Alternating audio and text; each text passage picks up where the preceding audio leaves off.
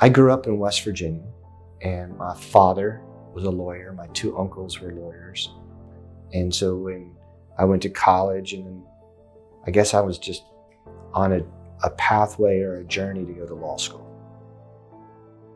One Sunday in December of 2016, my mother took the front page of the Charleston Gazette and flopped it down in front of me. And the headline read, 730 million opioid pills. And she said, "What are you gonna do about it?" And I said, "Mom, that's not what I do." She goes, "That's exactly what I raised you to do. This is wrong. I want you to make it right." I said, "Mom, I'm a medical malpractice lawyer." She said, "Not anymore." So the next day, I went to the office and I pulled out the law books and I started reading about public health crisis.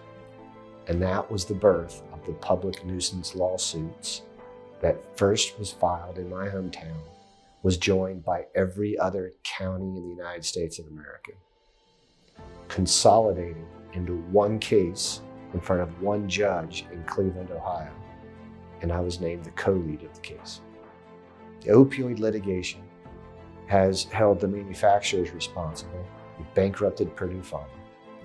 We've bankrupted the largest generic manufacturer of prescription opioids.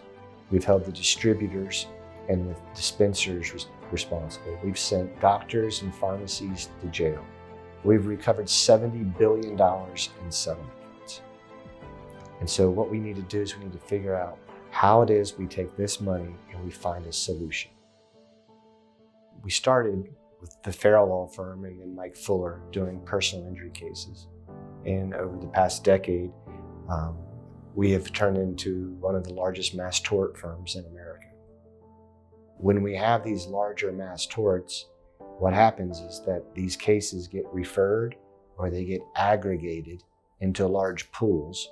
And so when you have all of these cases that are referred, at some point, some lawyer has to actually do the work. It's a legacy that I'm proud of, but it's a diminishing talent in America. And what drives me, what drives my law firm, is the social change that comes. Is that if through this litigation, you can change aviation safety, if you can change how it is we manage our natural resources to prevent fires, if you can change the practice of medicine, those are the big overarching civil justice reforms that I'm most proud of in my industry, in my profession.